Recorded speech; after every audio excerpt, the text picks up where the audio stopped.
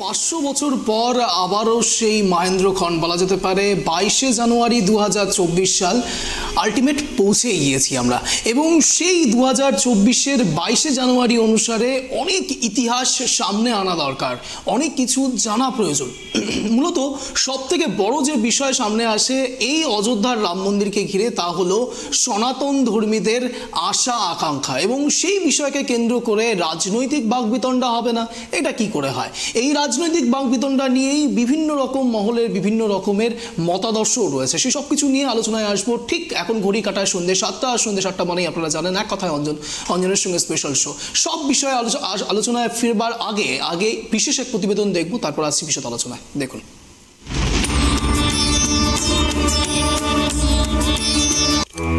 22শে জানুয়ারি 2024 বহু আকাঙ্ক্ষিত রাম মন্দিরের উদ্বোধন, দীর্ঘ 500 বছরের লড়াইয়ের অবসান। কিন্তু 500 বছরের সম্পূর্ণ কাহিনীটা কি? কি হয়েছিল এই 500 বছরে? কেনই বা দেশজুড়ে রাম মন্দির স্থাপন নিয়ে এত শোরগোল? চলুন জানার চেষ্টা করি রাম মন্দিরের সম্পূর্ণ যাত্রাপথ। आज पूरी दुनिया उत्सुकता के साथ 22 जनवरी के ऐतिहासिक क्षण का इंतजार कर रही है।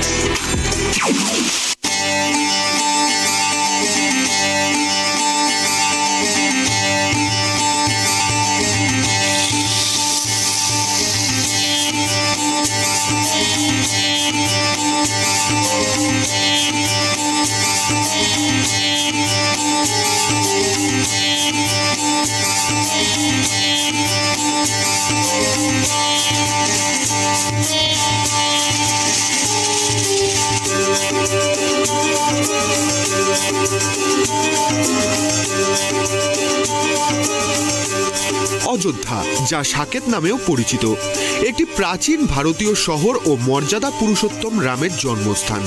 এটি ভারতের উত্তরপ্রদেশ রাজ্যের পবিত্র সরজু নদীর তীরে অবস্থিত।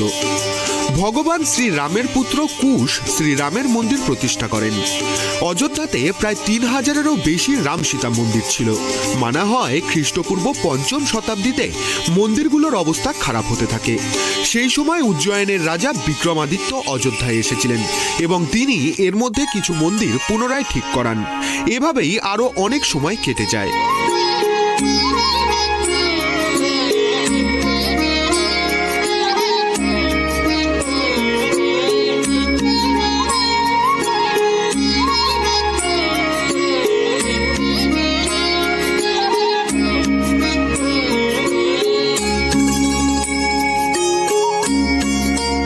এপ্রিল 1526 সাল ইব্রাহিম লোদি ও বাবরের মধ্যে যুদ্ধ শুরু হয়।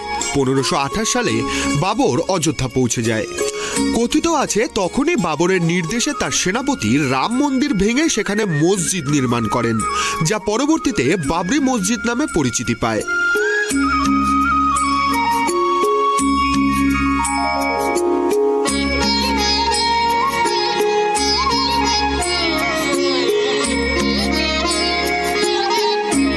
সাল 1717, অর্থাৎ বাবরি মসজিদ প্রতিষ্ঠিত হওয়ার 190 বছর পর জয়পুরের রাজা দ্বিতীয় জয়সিং চেষ্টা করেন মসজিদ ও তার সংলগ্ন এলাকা দখলের, কারণ তিনি জানতেন হিন্দুদের জন্য সেই জায়গার কি মাহাত্ম্য রয়েছে। কিন্তু তিনি তার সেই প্রচেষ্টায় বিফল হন। সেই সময় ভারত মুঘল সাম্রাজ্যের শাসনাধীন ছিল।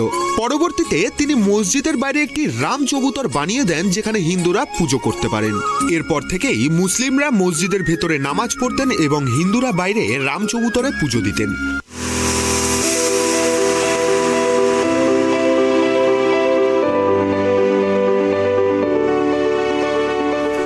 কিন্তু মন্দির ভাঙার 250 বছর পার হয়ে গেলেও হিন্দু সম্প্রদায় এটা মেনে নিতে পারছিলেন না যে ভগবান শ্রীরামের জন্মস্থানে রামের মন্দির ভেঙে সেখানে মসজিদ প্রতিষ্ঠিত হয়েছে। 1813 সাল হিন্দু সম্প্রদায় দাবি করেন বাবর 1528 সালে রাম মন্দির ভেঙে সেখানে মসজিদ স্থাপন করেন।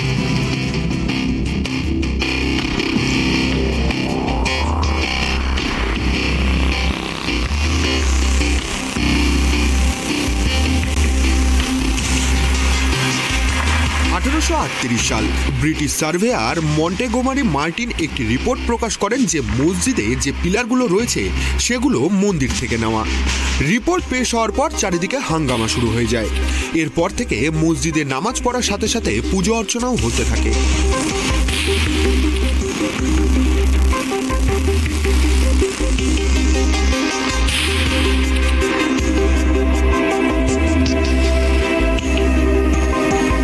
এরপর 1853 সালে প্রথমবারের মতো অযোধ্যাতে সাম্প্রদায়িক হিংসা লক্ষ্য করা যায়। 1855 সাল অবধি হিন্দু এবং মুসলিম একই জায়গাতে নামাজ পড়তেন ও পুজো করতেন, কিন্তু সেই বছরই হিন্দুদের থেকে মসজিদে পুজো করার অধিকার কেড়ে নেওয়া হয়। তারপর আবারও হিন্দুরা মন্দিরের বাইরে রাম চবুতরে পুজো চালিয়ে যেতে থাকেন। সাল 1885, আজ থেকে 138 বছর আগে প্রথমবার এই মামলা কোর্ট অবধি পৌঁছায়। সেই সময় মাহান্ত রঘুবীর দাস রাম চবুতরের ওপর ছাতা লাগানোর আর্জি জানান, কিন্তু আদালত তা খারিজ করে দেয়। সাল 1934, আবারও অযোধ্যায় হিন্দু মুসলিম সংঘর্ষ হয়, যার ফলে বাবরি মসজিদের একটি দেওয়াল ভেঙে যায়, যা পরবর্তীতে ঠিক করে দেওয়া হলেও এবার সেখানে নামাজও বন্ধ হয়ে যায়। এই সময় ভারতে ইংরেজ শাসন রাজ করছিল।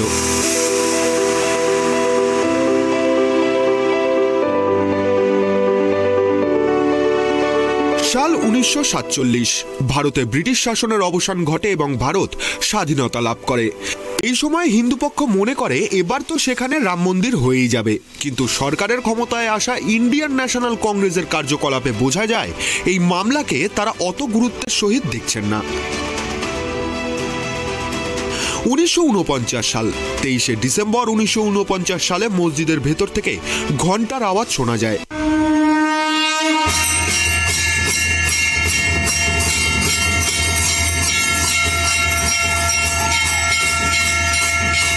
জানা যায় সেখানে পুজো চলছে। হিন্দু পক্ষের দাবি ছিল সেখানে হঠাৎই রাম মূর্তি প্রকট হয়েছে। অন্যদিকে মুসলিম পক্ষের দাবি রাতের অন্ধকারে কেউ ইচ্ছেকৃত সেখানে মূর্তি স্থাপন করেছে। খবর আগুনের মতো ছড়িয়ে যায় এবং উভয় পক্ষের প্রচুর মানুষ সেখানে জমায়েত হতে শুরু করে। ধীরে ধীরে পরিস্থিতি হতে থাকে গম্ভীর। মামলা এতটাই গম্ভীর হয়ে যায় যে তৎকালীন প্রধানমন্ত্রী জওহরলাল নেহরুর কাছে খবর পাঠানো হয়। প্রধানমন্ত্রী সেখানকার স্থানীয় ডিস্ট্রিক্ট ম্যাজিস্ট্রেট কে নায়ারকে আদেশ দেন সেখান থেকে মূর্তি সরিয়ে নিতে, কিন্তু কে নায়ার উত্তরে জানান সেটা সম্ভব নয়, কারণ ভিড় এতটাই বেশি যে মূর্তি সরালে সেখানে দাঙ্গা শুরু হয়ে যেতে পারে। 27 ডিসেম্বর কে নায়ারকে পুনরায় একই নির্দেশ দেওয়া হয়। কে নায়ার এবার ইস্তফা দিয়ে দেন এবং ভারত সরকারকে একটি উপদেশ দিয়ে বলেন মূর্তি না সরিয়ে সেখানে বড় গেট লাগিয়ে দেওয়া যেতে পারে। তার উপদেশ সরকারের পছন্দ হয়, সেই মতো কাজও হয়। কে নায়ারের ইস্তফা বাতিল করা হয়।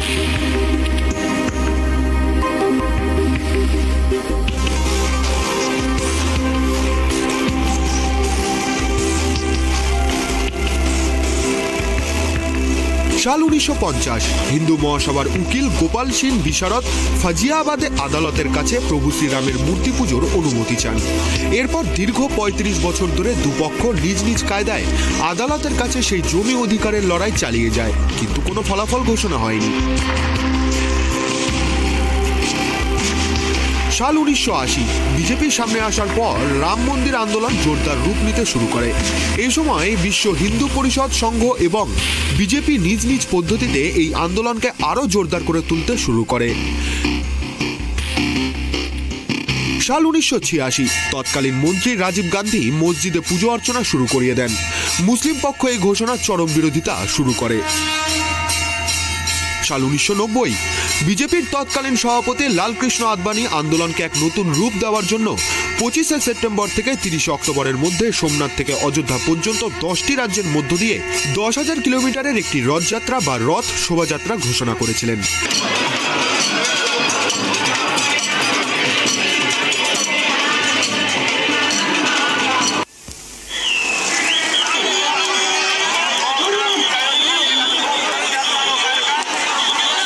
রথযাত্রা চলাকালীন বিহারের স্বস্তিপুর থেকে লালকৃষ্ণ আদবানিকে গ্রেপ্তার করে নেওয়া হয়।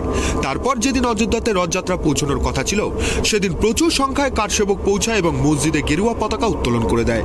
পরিস্থিতি এতটাই গম্ভীর হয়ে যায় যে সরকার সেখানে কারসেবকদের ওপর গুলি চালিয়ে দেয়। প্রচুর কারসেবক সেখানেই মারা যান।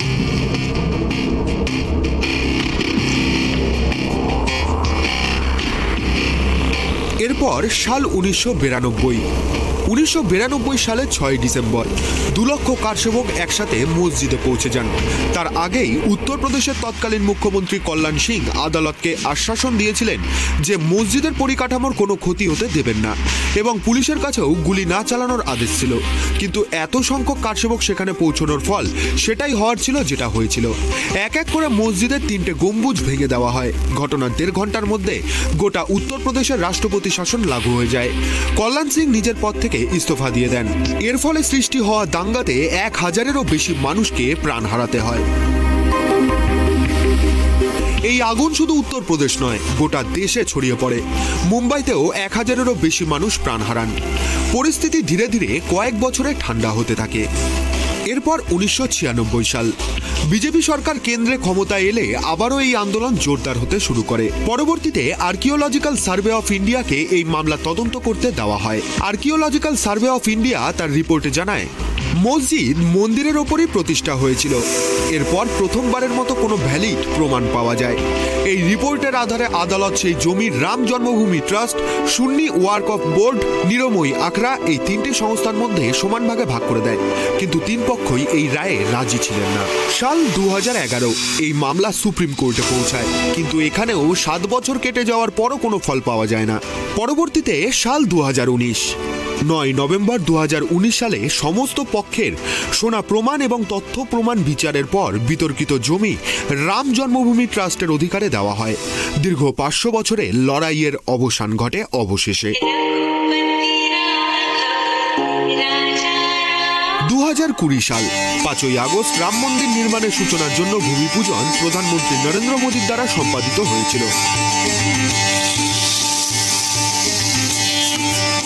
22 জানুয়ারি 2024 অবশেষে বহু আকাঙ্ক্ষিত রাম মন্দিরের প্রাণ প্রতিষ্ঠার দিন ঘোষণা করা হয়েছে, যাকে কেন্দ্র করে গোটা অযোধ্যার পাশাপাশি সেজে উঠেছে গোটা দেশ।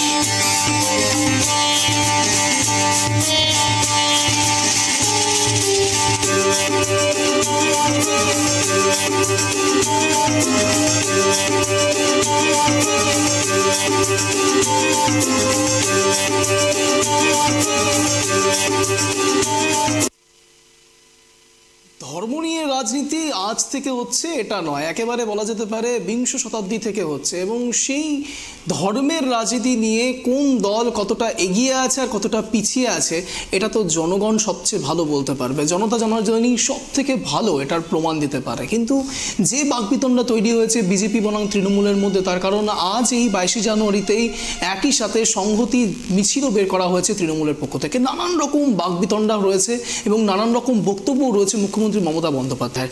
এবার এই আলোচনা ফিরবার আগে আলাপ চাহিদা করে নেব। ইতিমধ্যে আমাদের সঙ্গে স্টুডিওতে রয়েছে মাননীয় গৌরহরি চক্রবর্তী, বনবাসী কল্যাণ আশ্রমের জেলা সভাপতি, এবং একই সাথে আমাদের সঙ্গে রয়েছেন মাননীয় গৌরাঙ্গ চৌহান, তৃণমূল নেতা। দুজনকেই আপনাদের জানাই ট্রাইব টিভিতে স্বাগত। এবং সবার আগে নানা রকম ডিবেটে আসবার আগে, বাকবিতণ্ডায় জড়াবার আগে প্রথম একটু জানার চেষ্টা করব অযোধ্যার রাম মন্দির নিয়ে। যদিও বা বোঝানোর চেষ্টা করলাম আপনাদের প্রতিবেদনের মাধ্যমে, কিন্তু তার আগে একটু রাম কথার সম্বন্ধে জানাটা অত্যন্ত দরকারি। তো গৌরহরিবাবুর কাছে আসবো। গৌরবাবু, কি বলবেন এই বিষয়ে? কি আমরা এমন কোন জিনিস থেকে পিছিয়ে আছি, অজানা সেই তথ্যগুলো যদি আপনার কাছ থেকে একটু জানা যায়। রাম শব্দের অর্থ, রামের মধ্যে অন্তর্নিহিত হয়ে আছে বিউটি এবং ডিউটি, সৌন্দর্য এবং কর্তব্য। যে কিছু আমাদের চলতে ফিরতে, ঘুম থেকে উঠেও আমরা রাম বলি, চলতে চলতেও রাম রাম করি, আবার শুতে যাওয়ার সময় রাম রাম করি, ভালো হলেও রাম বলি, আবার খারাপ হলেও আমরা রাম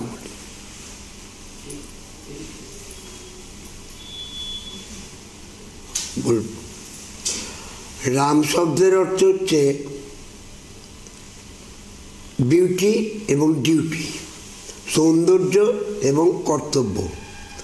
আমরা সকালবেলা যখন ঘুম থেকে উঠি তখন রামকে স্মরণ করে উঠি, চলতে চলতে রাম রাম করি, আবার যখন আমাদের দেহলীলা সাঙ্গ হয় তখন আমরা হরে রাম রাম রাম করতে করতে যাই, আবার যখন আমরা রাত্রেবেলা শুতে যাই তখন আমরা রাম রাম করি। তো রাম আমাদের সঙ্গে, সনাতনীদের সঙ্গে রাম একদম ওতপ্রোতভাবে সম্পৃক্ত হয়ে আছে। শুধুই কি সনাতন ধর্মীদের সঙ্গে নাকি অন্য ধর্মাবলম্বীদের সঙ্গেও রাম একইভাবে অতপ্রোতভাবে জড়িত রয়েছে? শ্রীরামচন্দ্র ভারতবর্ষের মূর্ত প্রতীক। তো শ্রীরামচন্দ্র মর্যাদা পুরুষোত্তম, উত্তম। আর শ্রীরামচন্দ্র এমনই একটা ব্যক্তিত্ব যেটা তার ঐতিহাসিক প্রমাণ, পৌরাণিক প্রমাণ এবং বিজ্ঞানসম্মত প্রমাণও বর্তমান আছে, জ্যোতির্বিজ্ঞানসম্মত প্রমাণ বর্তমানে আছে। সবথেকে বড় যে প্রশ্ন ওঠে যে রামচন্দ্রের এক্সিস্টেন্স নিয়ে, অস্তিত্ব নিয়ে সবথেকে বড় প্রশ্ন ওঠে, তার কারণ এই অযোধ্যার রাম মন্দিরকে ঘিরে, রামের জন্মতিথিকে ঘিরে নানাবিধ মতামত রয়েছে। এবং সেই ক্ষেত্রে আপনি কি মনে করেন, কিভাবে ব্যাপারটাকে ডিসক্রাইব করবেন আপনি, যেখান থেকে রামের জন্মস্থান নিয়ে একটা কংক্রিট জায়গাতে পৌঁছানো যেতে পারে দর্শকদের কাছে? বিষয় হচ্ছে, আমরা বিভিন্ন রকম আমাদের যে পুস্তকাদি আছে এবং আজকাল তো অনেক উন্নত হয়েছে, জ্যোতির্বিজ্ঞানে অনেক উন্নত হয়েছে, যে জন্মঘণ্টা, যে চৈত্র মাসের শুক্লপক্ষের নবমী তিথি, পুনর্বসু নক্ষত্র ইত্যাদিকে নিয়ে এবং কোন স্থানে জন্ম হয়েছে সেটাও পরিষ্কারভাবে বলা হয়েছিল। এবং সেই জিনিসটা যখন ওই মধ্যে দেওয়া হচ্ছে তখন ডিটেলস ওটা বেরিয়ে আসছে যে আজ থেকে কত লক্ষ বছর আগে শ্রীরামচন্দ্রের জন্ম হয়েছে। আপনি সম্ভবত প্লেটোরাম সফটওয়্যারের কথা বলছেন। হ্যাঁ, প্লেটোরাম সফটওয়্যারের কথা বলছি। বেশ, আসবো এই বিষয় নিয়ে আলোচনায়, আপনার কাছেও আসবো, কিন্তু তার আগে এই বিষয় নিয়ে রাজনৈতিক বাকবিতণ্ড বা রাজনৈতিক মতাদর্শ বিভিন্ন লোকের বিভিন্ন রকম রয়েছে। ইতিমধ্যে আমাদের সঙ্গে রয়েছেন একেবারে মাননীয় গৌরাঙ্গ চৌহান, তৃণমূল নেতা। গৌরাঙ্গবাবু, সব থেকে বড় যে প্রশ্ন উঠছে আজ, এর আগেও আপনার সঙ্গে প্যানেল ডিসকাশনে আমি এই প্রশ্নটা করেছিলাম, কিন্তু এই প্রশ্নটা আজকের দিনে কি সত্যিই জাস্টিফাইড নয়? যেখানে স্বয়ং প্রধানমন্ত্রী বলছেন ভারত শান্তি, ধৈর্য এবং সমন্বয়ের প্রতীক, সেখানে একেবারে মুখ্যমন্ত্রী মমতা বন্দ্যোপাধ্যায় ঠিক তার অপর ধারে বলছেন যে এই প্রধানমন্ত্রী নরেন্দ্র মোদী থেকে শুরু করে বিজেপি শুধুমাত্র ধর্মের রাজনীতি করছে। এবং একই সাথে আপনারাও একেবারে বিভিন্ন ধর্মের লোকেদেরকে নিয়ে একটা মিছিল বের করছেন, সেটা ধর্মের রাজনীতি নয়? দেখুন, ধর্মের রাজনীতি যদি করা হতো তাহলে ঠিক 2024-এ আপনি কিছুদিন অবাক হওয়ার কেউ বিষয় নেই। যদি আপনি 7 দিন বা 10 দিন পরে যদি লোকসভা নির্বাচনটা ঘোষণা হয়ে যায় তাহলে অবাক হওয়ার কিছু থাকবে না। এটা আমাদের কাছে, এটা আমাদের ইলেকশন কমিশন থেকে করা হবে। ইলেকশন কমিশন তো রেগুলেটেড বাই প্রধানমন্ত্রী।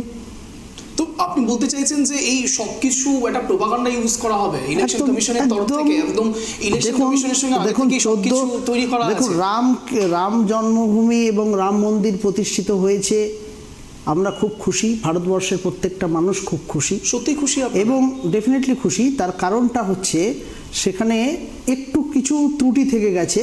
যদি সেখানে সীতা মাকে প্রতিষ্ঠিত করা হতো, আমি গৌরবাবু রাম নিয়ে তিনি অনেক সুন্দর কথা বলেছেন, আমাদের খুব ভালো লেগেছে, তিনি রামের সাথে যুক্ত থাকছেন। এই ধরনের ব্যক্তিদেরকে আমাদের প্রণাম এবং নমস্য। কিন্তু যদি আজকে সীতা মা যখন রামচন্দ্র যুদ্ধ থেকে ফিরে আসলেন, সেখানে কিন্তু সিংহাসনে, সেই অযোধ্যার সিংহাসনে রাম এবং সীতা দুজনে একসাথে বসেছিলেন। আজকে যদি সীতা মাকে প্রতিষ্ঠিত করা হতো তাহলে নারীদের প্রতি, ভারতবর্ষের নারীদের প্রতি সম্মান জানানো হতো।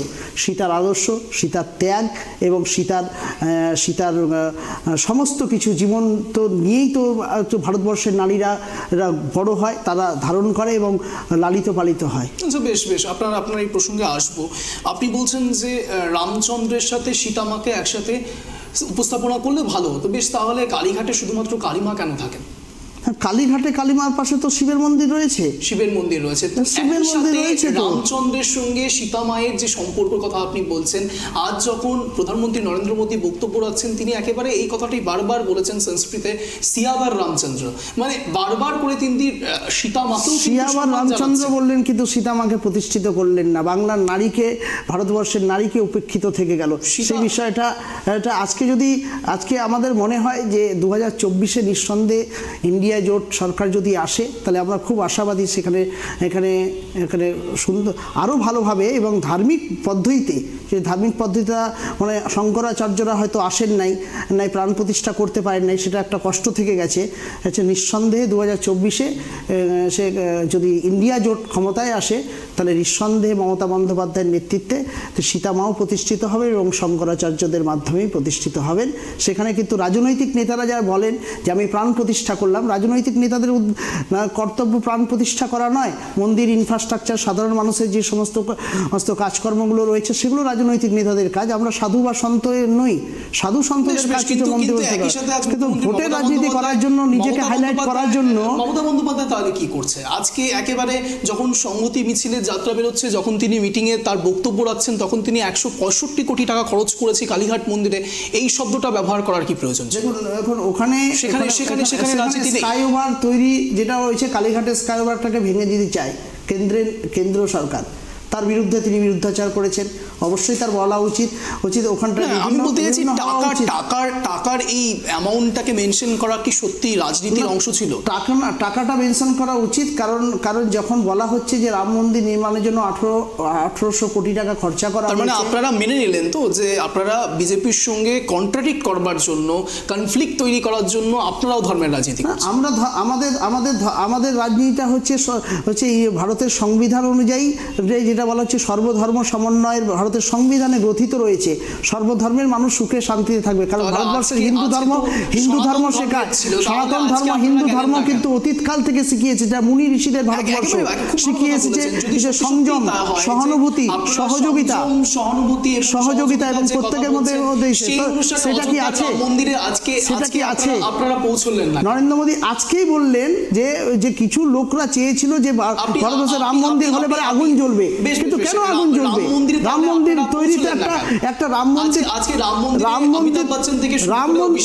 প্রত্যেকে পৌঁছেছেন, সচিন তেন্ডুলকরও পৌঁছে গিয়েছেন, কিন্তু লালকৃষ্ণ আদবানি, মুরলী মনোহর যোশীরা কি ছিলেন যে বাবরি মসজিদকে ভেঙে, মোহন ভাগবত সিং তারা কি ছিলেন? আজকে দেখুন না, আমি মুরলী মনোহর যোশীর কথা বলছি, লালকৃষ্ণ আদবানির কথা বলছি, যারা রথযাত্রা করেছিলেন একদম গুজরাট থেকে এখানে, এবং প্রথম বাবরি মসজিদের না রেখে সেখানে রাম মন্দির প্রতিষ্ঠা। আজকে তারা কোথায়? আজকে তারা যদি নাই তাহলে আমাদের এগুলো কি করে ভাববেন?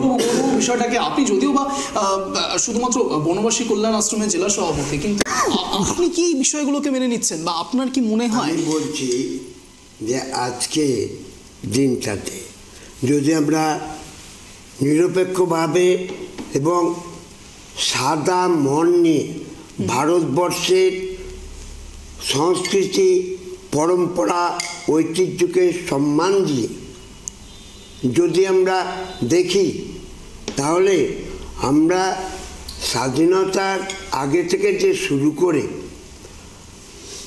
যে আমাদের বিষয়গুলো চলছে, এবং লাস্ট যেদিন আমাদের কোর্ট নির্দেশ দিল যে রাম মন্দির সনাতনীদের জন্য, হিন্দুদের জন্য দিয়ে দেওয়া হলো, বিভিন্ন রকম পরীক্ষা নিরীক্ষা করবার পর, তো আমরা এখানে সম্পূর্ণ ভারতবাসী, এখানে কোনো জাতি নয়, একটা নির্দিষ্ট ভূখণ্ডে যে বিশাল জনগোষ্ঠী আমরা বসবাস করে আসছি দীর্ঘদিন ধরে, সেইটাকে আমরা একটা জাতি বলি, রেস, RSE, রেস বলি। এখানে কাস্ট জাতি নয়, রেস। সেই রেস তাদের নিজস্ব দেশের পূর্বপুরুষদের যে সংস্কার, পরম্পরা, ঐতিহ্য, কৃষ্টি, সংস্কৃতি, সভ্যতা, সেই সবকে সামনে নিয়ে আমাদের কৃষ্টি সংস্কৃতি কি রাম এবং সীতাকে একসাথে পূজিত করার কথা করা হয়? যদি করা হয় তাহলে তাদের কথা অনুসারে, গৌরাঙ্গবাবুদের কথা অনুসারে রামচন্দ্রের সঙ্গে সীতামাকে একসাথে উপস্থাপন করা হলো। আজকে বারবার ঘোষিত হয়েছে শ্রী রামলালা মূর্তি মধ্যে প্রাণ প্রতিষ্ঠা হচ্ছে গর্ভগৃহে যে থাকে সে কি বিবাহিত বেশ, উত্তর গৌরাঙ্গবাবু। দেখুন, রামলালা গর্ভগৃহে থাকবে, তার পাশে তো সীতারও মন্দির করা যেত, সীতার মন্দির করে সেখানেও তাকে প্রতিষ্ঠিত করা যেত। কিন্তু গৌরবাবু কি বলবেন? কিন্তু শুধু কারণ বিজেপির স্লোগান জয় শ্রীরাম, সেই জয় শ্রীরামকে গোটা ভারতবর্ষে প্রতিষ্ঠিত করবার জন্য শুধু রামকে প্রতিষ্ঠা করা হয়েছে। সেখানে সীতামা উপেক্ষিত, অবহেলিত, এবং ভারতবর্ষের প্রত্যেকটি নারীও আজকে আজকে আজকে অবহেলিত এবং উপেক্ষিত। এটা আমাদের লজ্জার, এবং এটাকে আমরা মেনে নিতে পারছি না। ঠিক ঠিক। আমি কিন্তু বারবার বলছি, সমস্ত রকম রাজনীতির ঊর্ধ্বে আজকের যে রাম মন্দিরে যে শ্রী রামলালার প্রাণ প্রতিষ্ঠা হলো যে কার্যক্রম, সেখানে আপনি মাননীয় শ্রী গৌরাঙ্গবাবু বললেন যে সীতামাকে কেন প্রতিষ্ঠিত করা হলো না। শুধু গৌরাঙ্গবাবুর কথা নয়, এটা বলা যাচ্ছে এক প্রকার বিরোধী সব রাজনৈতিক শিবিরেরই এই একই প্রশ্ন, একই আওয়াজ বিজেপির বিরুদ্ধে প্রত্যেকের আওয়াজ এটাই যে শ্রীরামের সাথে সাথে সীতামা কেন নয়। তাহলে আমরা এই কথাটা বলতে পারি যে এখানে আমি কিন্তু বারবার বলছি একই কথা, যে কোনো রাজনীতির কথা নয়, আপামর জনসাধারণ ভারতবাসী, সে যে ধর্মেরই অবলম্বন করুক না কেন, ভারতবাসীর কথা বলছি। আজকে যখন একটু প্রসঙ্গান্তরে যাচ্ছি, আজকে যখন জহিরুদ্দিন বাবর যখন 1526 খ্রিস্টাব্দে ইব্রাহিম লোদির সঙ্গে যখন যুদ্ধ করলো, তখন ইব্রাহিম লোদি তার বিশাল বাহিনী থাকা সত্ত্বেও 1 লক্ষ ছিল বাবরের সময়, ইব্রাহিম লোদির, আর বাবরের 20,000 ছিল।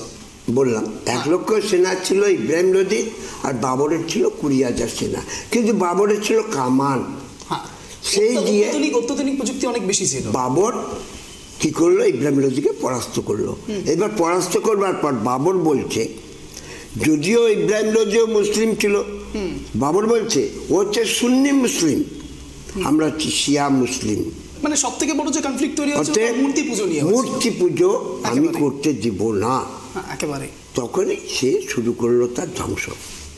একেবারে মোগল সাম্রাজ্যের একেবারে প্রতিষ্ঠাতা হিসেবে বলা যেতে পারে। কিন্তু প্রশ্ন এখানে এটা নয়, প্রশ্ন উঠছে যে কেন শ্রী রামের সাথে সীতামা নয়? প্রশ্নটা এই জায়গাটাতে। কথাটা বলছি, রামের সঙ্গে সীতামার কারণে আমি আগেই বললাম, রামলালার প্রাণ প্রতিষ্ঠা হলো, সীতা মন্দির অবশ্যই হবে, বা সীতামাকেও প্রতিষ্ঠিত করা হবে।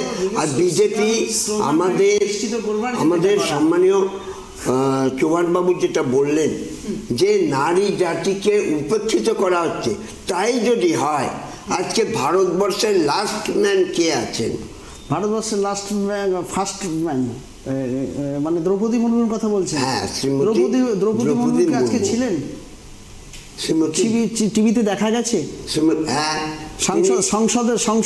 সংসদের উদ্বোধনের সময় তিনি ছিলেন। তাকে প্রসঙ্গক্রমে গৌরাঙ্গবাবুকে বলে রাখি, গৌরাঙ্গবাবু ঠিকই বলছেন, আজও দ্রৌপদী মুর্মু রাষ্ট্রপতি ছিলেন না। এবং সব থেকে বড় যে প্রশ্নটা, কারণ নিচু জাতিকে অবহেলা, আমি নিচু উঁচু জাতি আমি বলছি না, কারণ আমাদের প্রত্যেকের, আমরা ভারতীয়, আর এবং সব থেকে বড় কথা হচ্ছে সবাই সমান রকম মানুষ। এবং যে কথা আপনি এখনই বলছেন, সংহতির কথা বলছেন, সেখানে আপনি আবার নিজেই বলছেন যে নিচু এবং উঁচু জাতি। প্রশ্নটা গৌরাঙ্গবাবু এখানে করছেন না, এটা বিজেপি করছে, এটা আমরা করছি না। কিন্তু বেশ এই প্রসঙ্গে আসবো, এই নিয়ে তাপ-উত্তাপ থাকবে, তর্ক বিতর্ক থাকবে, কিন্তু সময় এখন একটা ছোট্ট বিরতি, ফিরছি, বিরতির পর কোথাও যাবে না, সঙ্গে থাকুন।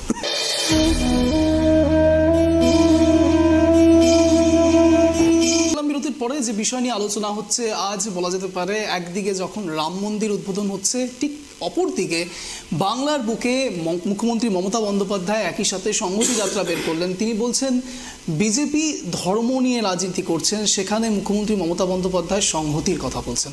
একেবারে চলে আসবো গৌরাঙ্গবাবুর কাছে। গৌরাঙ্গবাবু, সবচেয়ে বড় যে প্রশ্ন তিনি তুলেছেন যে 34 বছরের বাম আমলের কথাও তিনি তুলেছেন। তিনি বলেছেন সিপিএমের মিটিং কন্ট্রোল করে, 34 বছর লড়াই করছি, আমি অসম্মানিত হই। মানে এক প্রকার ইন্ডিয়া জোটের সময় তার যে অসঙ্গতি, তার যে সমস্যা, সেই কথাও কিন্তু তিনি আজ তুলে ধরেছেন। আজকে ভারতবর্ষে যে রাজনৈতিক নেতৃত্বদের যেটা দায়িত্ব এবং কর্তব্য সংবিধান অনুযায়ী, সেই দায়িত্ব কর্তব্যকেই আজকে প্রতিষ্ঠিত করেছেন শুধু গোটা দেশের মধ্যে একমাত্র নেত্রী, সেটা মমতা বন্দ্যোপাধ্যায়। সংহতি যাত্রা শুধু ভারতবর্ষের মধ্যে একটি রাজ্যে হয়েছে, পশ্চিমবঙ্গে। সেখানে শিখ ধর্ম, সব প্রত্যেক ধর্মের মানুষ, রাজনৈতিক হিন্দু ধর্মের মানুষ, এই আপনাদের এই সংহতি যাত্রাটাকে খুব একটা ভালো নজরে দেখছে না।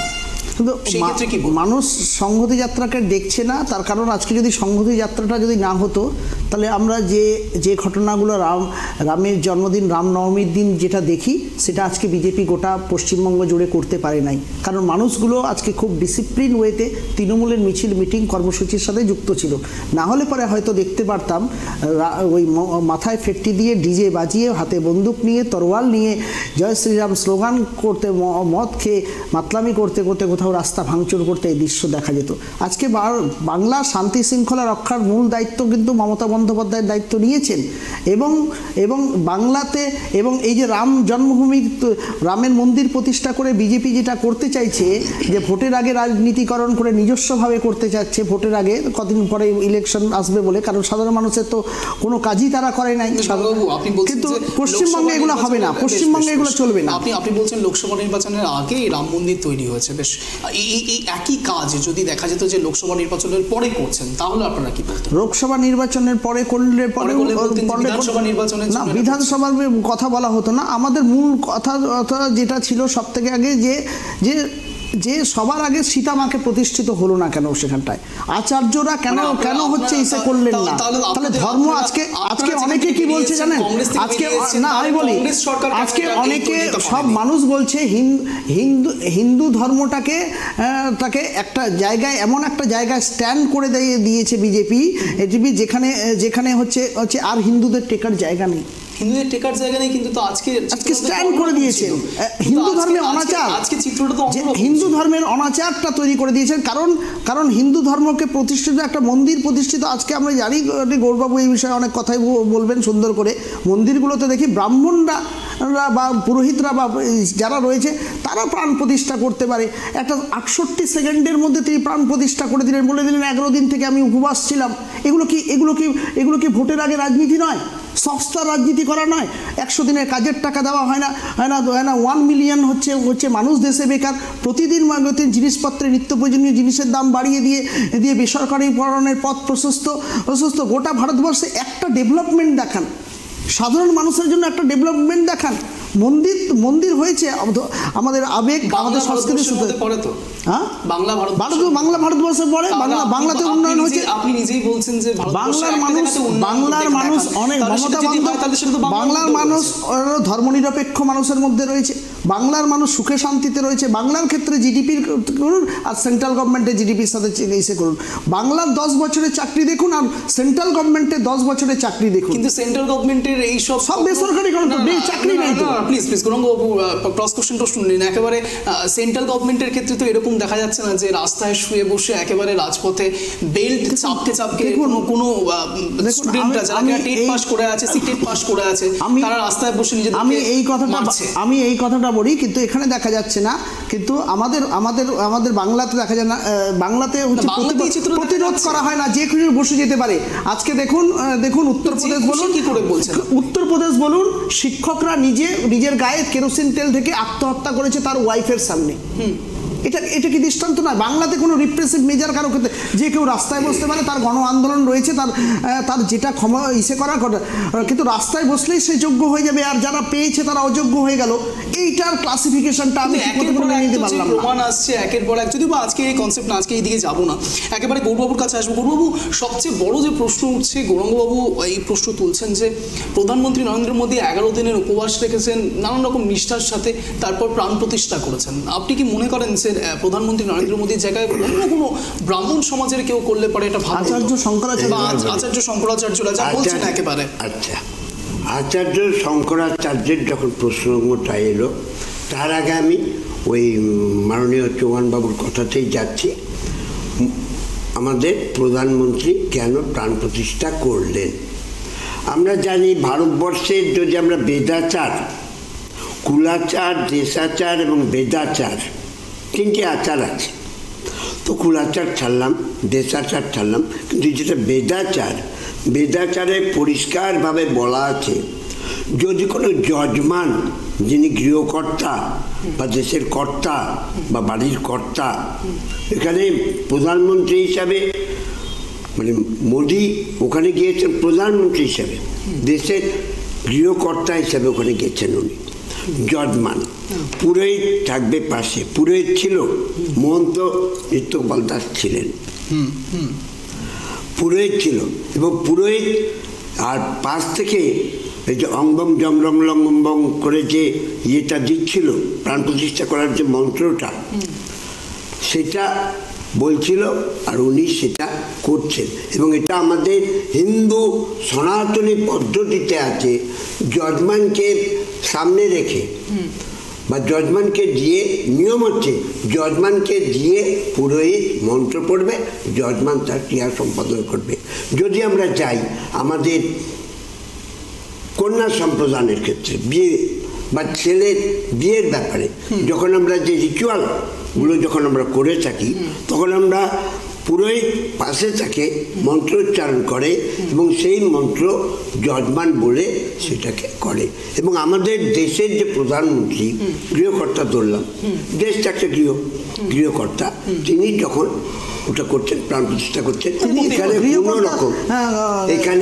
কোনো রকম একটু শেষ করে নি চৌহানবাবু, এখানে কোনো রকম বেদাচারে কোনো রকম ঘাটতি হয়নি। আমি বেদাচারের কথা ঠিক আছে, আপনি আপনার অ্যাঙ্গেল থেকে যেরকম করে বললেন, ওটা অঞ্জলি দেওয়া যায়, আমরা বাড়িতেও অঞ্জলি দিই, পুরো পুরোহিত মন্ত্রোচ্চারণ করে অঞ্জলির কথা তিনি বললেন না বঙ্গবাবু। এই কথাটা, এই কাজটাই যদি আমাদের যে 4 জন শঙ্করাচার্য রয়েছেন, পুরী রয়েছেন, ইসের রয়েছেন, আমাদের যোশী মঠে, এই শঙ্করাচার্যরা যদি সরাসরি করতেন, তারা তো শঙ্করাচার্যরা ধর্মে, হিন্দু ধর্মের রক্ষক এবং প্রবর্তক।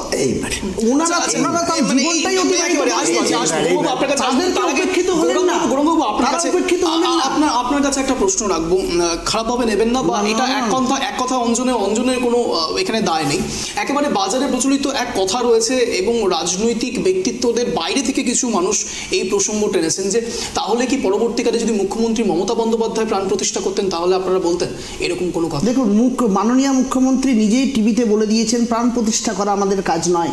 সাধারণ মানুষের সুযোগ থাকতো, তাহলেই দেখবেন যে মমতা বন্দ্যোপাধ্যায় তো পুরীর দীঘাতে জগন্নাথ মন্দির তৈরি করছেন, তো 570 কোটি টাকা দিয়ে সুন্দরভাবে করেছেন। না, এটা মেনশন করে দিতে লাগবে। মানুষ ভাবে যে ওই বিজেপির মতো বাড়ি বাড়ি চাঁদা তোলে না কিন্তু। এবং একটা কথা বলে রাখি, আমি কদিন আগে ব্যাপারটা বিজেপির কোনো কর্মকর্তা থাকলে পরে নিশ্চয়ই, আমি একটা কথা বলি আপনাকে, আমাকে সত্য ঘটনাই বলছি। আমি মাকে নিয়ে পুজোর সময়, মা এবং আমার ওয়াইফ এবং আমার মেয়েকে নিয়ে গেছিলাম হচ্ছে আমাদের বাবা বিশ্বনাথকে দর্শন করতে। আরো 10 বছর আগে আমি গেছিলাম, তখন আমার বিয়ে হয়নি, তখন আমি মাকে নিয়ে শুধু গেছিলাম। সেই সময় অবাধে সারাদিন ধরে জল দেওয়া যেত, সারাদিন ধরে পুজো অর্চনা যে কোনো সময় করা যেত। আজকে আমরা খুব চিন্তিত এটা নিয়ে ব্যবসা হবে না তো রাম মন্দিরে, সাধারণ মানুষকে ঢুকতে পারবে? আর এখন বিশ্বনাথ মন্দিরে যান, সকাল 4টা থেকে ভোর 4টা থেকে 5টা পর্যন্ত 1 ঘন্টা সাধারণ মানুষ ঢুকতে পারবে, এবং তারপরে বিকেল 3টে থেকে 4টা। আর মাঝখানে যদি ঢুকতে হয়, তাকে টিকিট কেটে 1200-1500 বাইরের কাউন্টার সেট করে দেওয়া আছে। এই রাম মন্দিরেও মানুষ যেতে পারবে না, এবং ব্যবসা হবে। এবং এইটা গোটা ভারতবর্ষে ধর্মকে রেখে ব্যবসা করার জন্য তৈরি করা হচ্ছে। আচ্ছা, আমি কি ভুল বলছি? না, চৌহানবাবুর কথাটা আমি সহমত। কোটি কোটি টাকা তোলা হচ্ছে। চৌহানবাবুর কথাতে সহমত রেখেই আমি আমার কথা বলছি। রিসেন্টলি ডিসেম্বরে আমি আমার সহধর্মিণীকে নিয়ে তারাপীঠে গিয়েছিলাম, মাতৃদর্শনে গিয়েছিলাম। সেখানে গিয়ে সব কিছু কেনা হলো। এবার বলছে, আপনি কোথায় যাচ্ছেন? আমরা মায়ের তারার কাছে পূজা দিতে। কোন লাইনে যাবেন? 500 টাকার লাইনে না 1000 টাকার লাইনে? আচ্ছা, কিন্তু জেল লাইন ছিল তো, জেল লাইন ছিল। আপনি শর্টেজ করে দেখেছিলেন, সম্ভবত বাংলার কথা বলছি, খোলা ছিল, জেল লাইন খোলা। উনি শর্টেজ হয়েছে, মানে লাইনে না দাঁড়িয়ে কিছু ব্যাকডোর দিয়ে তুমি ঢুকেছিলে। সাধারণ লাইন খোলা থাকে, কিন্তু বিশ্বনাথ মন্দিরের সাধারণ লাইন খোলা নেই। আমি যেই জায়গাটা বলতে যাচ্ছি, বাংলা কথা বলতে প্লিজ, ওটা পান্ডাদের ট্রাস্টের বিষয়, এবং ব্যাকডোর দিয়ে লাইনে না দাঁড়িয়ে করছে, মানে 5 মিনিটে পুজো দিয়ে বেরিয়ে যাচ্ছে। না, 5 মিনিট পুজো না, আমার কথাটা শেষ করতে দিন। এবার আমি বললাম, আমি মাতৃদর্শনে এসেছি, তা আমি টাকা দিয়ে করবো কেন? তখন বাইদি বাই এদিক ওদিক সেদিক দিয়ে শুনলাম একজন আমার খুব বন্ধুস্থানীয় ছিল সজল বাবু, সজল মণ্ডল, তারাপীঠেই ওনার দোকান আছে, চুপড়ি টুপড়ি করে। সজলকে গিয়ে বললাম, বন্ধু কি ব্যাপার? আচ্ছা, কি ব্যাপার? বললো ভাই এখানে সিন্ডিকেট। আচ্ছা। একদম আমি এই ঘরে সিন্ডিকেটটা কাদের? টিএমসি। টিএমসির হয় কখন সিন্ডিকেট? আমি বলছি, সিন্ডিকেট আমি বলছি, আমি বলছি টিএমসি নেতারা রয়েছে। আমি বলছি এটা শুনেন, সারাদিন ধরে লাইন খোলা ছিল কিনা সাধারণ মানুষের জন্য এটা বলুন। লাইন খোলা আছে, তাহলে সেই লাইনে আপনি দাঁড়ালেন না কেন? আপনি ব্যাগ ধরে কেন গেলেন? এক মিনিটে শেষ করুন। তো সেই ক্ষেত্রে তো আপনারা সেন্ট্রাল গভর্নমেন্টের ক্ষেত্রে যদি অযোধ্যা রাম মন্দির থাকে সেখানেও এবার না, ওখানে সাধারণ মানুষের জন্য লাইন খোলা নেই। সাধারণ মানুষের জন্য সারাদিন লাইন খোলা নেই। অযোধ্যা বুঝুন, সাধারণ মানুষের জন্য। এবার শুনে কাশী বিশ্বনাথের যেটা বলছে, কাশী বিশ্বনাথের তার মানে আপনি বলছেন যেটা কাশী বিশ্বনাথেরটা কেন করেছে এখন, এখন ওখানে খুব চলছে, একটা ক্রাইসিস পিরিয়ড চলছে। কি ক্রাইসিস? বলছি আজকে আমাদের আপনারা যে সংগঠন মিছিল যেটা করলেন সকলকে নিয়ে করলেন, এটা তো ভালো জিনিস, তো খুব ভালো, এটা ভালো জিনিস। আপনি যে বলছেন যে রাম মন্দিরের জন্য কোনো আমাদের ইসলাম ধর্মাবলম্বীরা চায়নি, সবাই যাবে, কেন যাবে না? বেশ একেবারে যে কথা তুললেন একেবারে গৌরবাবু, আরো একটা প্রসঙ্গ এখানে বলা দরকার। আজ একেবারে আমি নিজে চক্ষুর চাক্ষুষ হয়েছি বলা যেতে পারে, যখন আমি ফুটেজ দেখছি, যখন আমাদেরকে পড়াশোনা করতে হয়, প্রজেকশন টিম যখন থাকে, তখন সেই সময়তে আমাকে যখন দেখতে হয়েছিল, আমি ফুটেজে স্পষ্ট দেখতে পেয়েছি সেখানে অযোধ্যার রাম মন্দিরে প্রধানমন্ত্রী নরেন্দ্র মোদী যখন হাত একেবারে করজোড়ে করে যখন সবার সঙ্গে দেখা করছেন, সাক্ষাৎ করছেন, সেই সময়তে একেবারে ইসলাম ধর্মাবলম্বী একজন মানুষ কিন্তু ওখানে দাঁড়িয়েছিলেন এবং সরাসরি প্রধানমন্ত্রী নরেন্দ্র মোদীর দিকে তাকিয়ে তিনিও কিন্তু প্রণাম সম্বোধন করেছেন। গৌরবাবু, এবার যে দান যে দিয়েছেন আমাদের রাম মন্দিরের জন্য, যে দান আমরা হিন্দুরা যার যেরকম সামর্থ্য আমরা দিয়েছি, সনাতনীরা যার যেরকম সামর্থ্য দিয়েছে, কেউ জোর করেনি। আর আপনি বারবার বলছেন বিজেপি টাকা তুলছে, বিজেপি টাকা 4 বছর ধরে টাকা তুলেছে। রাম জন্মভূমি একবারই টাকা তোলা হয়েছে, রাম জন্মভূমি তীর্থক্ষেত্রে ছাপানো কাগজ অযোধ্যা থেকে এসেছিল এবং সেই কাগজ, সেই রসিদ বাড়ি বাড়ি তো টাকা তোলা হয়েছে। আমি একজন সেই বাড়ি বাড়ি টাকা তোলা হয়েছে। এর আগের প্যানেলে তিনি বলে গেছেন যে বাড়ি বাড়ি কর্মকর্তা হিসেবে আমি বলছি, কর্মকর্তা হিসেবে বলছি, আমার ওখানে কি ট্রাস্ট তো আগে থেকেই ছিল, 500 বছর ধরে ট্রাস্টের ওখানে টাকা জমানো ছিল, তাহলে কি এটা দরকার ছিল? আপনি ভুল বলছেন, 500 বছর ধরে ধরে নিন না, 100 বছর যে 70 বছর বা 50 বছর ট্রাস্ট তো ছিল। তারা হাইকোর্ট সুপ্রিম কোর্টে বলেছিল আমাদের কাছে আছে অ্যাভেলেবেল ফান্ড রয়েছে, ট্রাস্টের নামে রয়েছে এবং জমিও রয়েছে, টাকাও রয়েছে। তাহলে কি গোটা ভারতবর্ষ জুড়ে টাকা তোলাটা খুব জরুরি ছিল? ওই মমতা বন্দ্যোপাধ্যায় তো জগন্নাথ মন্দির করলেন, কারো কাছ থেকে টাকা তুললেন না, টাকা তুললেন না। এই বিষয়টা আমি রাজনীতির ক্ষেত্রে যাচ্ছি না। মমতা বন্দ্যোপাধ্যায় মন্দির করলেন, টাকা তুললেন না, এই বিষয়টা বললেন না। আমি আবার গৌরবাবুর কাছেই আসবো। প্রশ্নটা কি ছিল? প্রশ্নটা ওটাই ছিল যে রাম মন্দির নিয়ে এত কথা হচ্ছে, সেই রাম মন্দির নিয়ে ট্রাস্টের কথা তিনি তুললেন, একেবারে ট্রাস্টের বিষয় নিয়ে কথা তোলা থেকে আবারও রাম মন্দিরের দিকেই তিনি প্রসঙ্গটা আনলেন যে এই রাম মন্দিরকে ঘিরে মূলত টাকা ইনকামের একটা প্রসেস হতে পারে পরবর্তীকালে। এটাই ইনডিরেক্টলি উনি বলতে চাইছেন। উনি বলে দিয়েছেন, প্রধানমন্ত্রী বলে দিয়েছেন পরিষ্কারভাবে 22-23 যেহেতু ভিভিআইপিরা থাকবেন, বিদেশের বহু ইয়েরা থাকবেন, সেই জন্য এখানে কোনো জনসাধারণের প্রবেশ হবে না। 24 তারিখ থেকে সর্বসাধারণের জন্য মন্দির খুলে দেওয়া হবে রামলালা দর্শনের জন্য। কত লোকসভা পর্যন্ত? লোকসভাটা পার হয়ে গেলে টিকিট শুরু হয়ে যাবে। আমি জানি না সেটা, আমি তো ওখানকার ঘোষক। বেনারসে আমরা যে চিত্র দেখছি, মন্দির তৈরি করা হলো, বলো যে মন্দির তৈরি করা হচ্ছে, কিন্তু তারপরে থেকে দেখা হলো সকাল ভোর 4টায় আমাকে গিয়ে ভোর 4টার সময় আমি কি করে উঠবো একটা বাচ্চাকে নিয়ে? ভোর 4টার সময় উঠে গিয়ে গঙ্গাতে স্নান করে আমাকে ঢুকতে লাগবে মন্দিরে 4টা থেকে 5টা, মানে আমাকে 3টার সময় ভোরবেলা উঠতে লাগবে, স্নান করতে লাগবে কনকনে ঠান্ডার মধ্যে। আপনি কখন যাবেন? এই তো পুজোর সময়। আমি কখন না, সাধারণ মানুষ কখন যায়? সাধারণ মানুষ কখন যায়? সব সময় যাচ্ছে, সারা বছর বিশ্বনাথ দর্শনে যখনই যাবে, যখন মনের আকুতি থাকবে। সারা দিন ধরে কেন নয়, সাধারণ মানুষের জন্য কেন নয়? বলছি সে একটা গেস্ট লাইন হলো বা ভিভিআইপি লাইন হলো, তারা একটা ডোনেশন, এক্সট্রা ডোনেশন দিয়ে গিয়ে শর্টেজ ওয়েতে ঢুকলো, সেটা অ্যানাদার ম্যাটার, ডেভেলপমেন্ট ফান্ডে দিল। একটা প্রশ্ন আমার এখানে থাকছে গৌরঙ্গবাবু, অযোধ্যা রাম মন্দির যদি পরবর্তীকালে সত্যি সত্যি আপনার কথা অনুসারে এরকম হয়, সেই দিনেও ডিবেট করব, একদম ডেফিনেটলি করা উচিত এবং করতে পারবেন। ডিবেট করব, আমি কথা দিলাম যে আপনি পাবেন এই তথ্য পাবেন। ডিবেট করব, সেদিনও ডিবেট হবে। কিন্তু প্রশ্ন উঠছে এখন এই মুহূর্তে এই সময়কালীন অবস্থাতে দুরকম চিত্রই কিন্তু দেখা যাচ্ছে। আপনি যেটা বলছেন সেই চিত্র আমি জানি না সেখানে আদতেও কি ঘটনা ঘটছে। গৌরবাবু কথা অনুসারে বিষয়টি একদম আলাদা রকমভাবে প্রেক্ষাপটে তৈরি হয়ে আছে। কিন্তু গৌরবাবু তারাপীঠের যে কথা বলা হলো, সেই তারাপীঠ নিয়ে কি বলবেন? আসবো সেই ঘটনাক্রম, কিন্তু একেবারে অন্তিম লগ্নে চলে এসেছি। এবার দুজনকেই স্ট্যান্ড পয়েন্ট রাখার সুযোগ দেবো। প্রথম সুযোগ দেবো গৌরবাবুকে। গৌরবাবু, আপনার 1 মিনিট সময় শুরু হচ্ছে এখন, কন্টিনিউ করুন। দেখুন, রাম মন্দির প্রতিষ্ঠা হয়েছে খুব ভালো, কিন্তু সর্বধর্ম সমন্বয়ের মাধ্যমে যদি গোটা ভারতবর্ষে আমাদের নেত্রী মমতা বন্দ্যোপাধ্যায় যে মিছিল ডাক দিয়েছেন, তাতে রাজনৈতিক নেতৃত্বদের যেটা উদ্দেশ্য এবং কর্ম থাকে সাধারণ মানুষের জন্য এবং প্রত্যেকটা মানুষের মধ্যে শান্তি শৃঙ্খলার বাতাবরণ তৈরি করাটা, সেটা তিনি রেখেছেন। রামকে পাশে রেখে যদি সীতাকে আজকে প্রতিষ্ঠিত করা হতো তাহলে ভালো হতো এবং আজকে বাংলা তথা গোটা ভারতবর্ষের নারীরা উপেক্ষিত, অবহেলিত। নরেন্দ্র মোদীর মাধ্যমে শঙ্করাচার্যরা করবেন 2024-এ সে যদি জোট সরকার আসে, ডেফিনেটলি সীতাও প্রতিষ্ঠিত হবেন এবং মানুষের ভালো হোক, ভালো কল্যাণ হোক এবং প্রত্যেকটা মানুষ যাতে রাম মন্দির ভালো মতো করে দর্শন করতে পারে, এটা আমরা চাইবো। কারণ টিকিট যেন না হয়ে যায় এবং সাধারণ মানুষ যেন উপেক্ষিত না হয়ে যায়, যে সকালবেলা ভোরবেলা লাইন দেওয়া হয় আর বিকেলবেলা 1 ঘন্টার জন্য খোলা হয়, আর সাধারণ মানুষের জন্য টিকিট বিক্রি করে পিছন দিক দিয়ে ঢোকানো হয়। মানুষ যেন উপেক্ষিত না হয়, রাম যেন পায়। একেবারে অন্তিম লগ্নে চলে এসেছি। আপনাকেও 1 মিনিট সময় দিচ্ছি, আপনার 1 মিনিট সময় শুরু হচ্ছে এখন। বারবার গৌরাঙ্গবাবু বারবার বলছেন শঙ্করাচার্যরা কেন এলেন না প্রাণ প্রতিষ্ঠাতে।